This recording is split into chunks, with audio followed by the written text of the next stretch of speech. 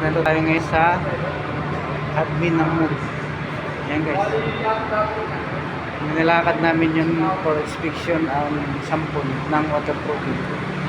Ngayon tapos na kami sa meeting. Pauwi na kami. Kaya kailangan namin ng request form ng for inspection.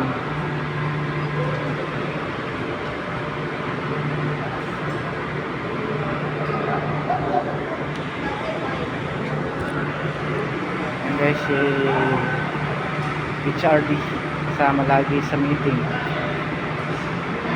Tapos na yung mga inspection na, pauwi na kami. Gala-gala muna paminsan-minsan. Gilo ka, mami. Hello. Sabi kasi dito, may ano na, meron tayong sample.